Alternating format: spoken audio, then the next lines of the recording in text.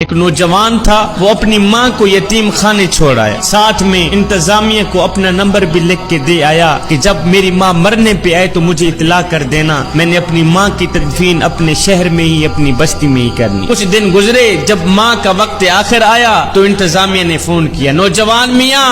تو نے کہا تھا کہ جب میری ماں کا وقت آخر آئے مجھے بلانا، میں نے اپنی ماں کی تدفین اپنے شہر میں ہی کرنی ہے، تیری ماں کا وقت آخر آ گیا ہے، اسے لے جا۔ اب یہ نوجوان گیا، ماں کو اٹھا کے گھر کی طرف آ ہی رہا تھا کہ ماں بول ہی پڑی، بیٹے میں تو جا رہی ہوں، میں تو مر رہی ہوں، میرے مرنے کے بعد میری ایک خواہش ہے، یہ پوری کر دے۔ بیٹے نے کہا جی ماما جان کون سی خواہش ہے؟ کہا بیٹے یہ جو یتیم خانہ ہے نا جس کے اندر میں نے کافی دن گزارے ہیں، اس یتیم خانے کے کچھ پنکھے خراب ہیں، اگر ہو سکے تو میرے مرنے کے بعد یہ پنکھے ٹھیک کرا دینا۔ بیٹے نے کہا ماں تو جا رہی ہے اور تو مر رہی، اب اگر میں پنکھے ٹھیک کرا بھی دوں تو تجھے کیا فائدہ ملے گا؟ ماں نے کہا بیٹے یہ پنکھے میں اپنے لیے ٹھیک نہیں کرا رہی، میں تو تیرے لیے ٹھیک کرا رہی ہوں کہ جب تیری اولاد جوان ہوگی، جب تجھے اس یتیم خانے میں چھوڑ جائے گی، ہے بیٹا گرمی کی وجہ سے اگر تو اسی بند کمرے میں ہی سسکتا رہا، مجھے تو قبر میں ہی چین نہیں آئے گا کہ میرا لال گرمی میں سسک رہا۔ بیٹا میں اپنے لیے پنکھے نہیں لگوا رہی،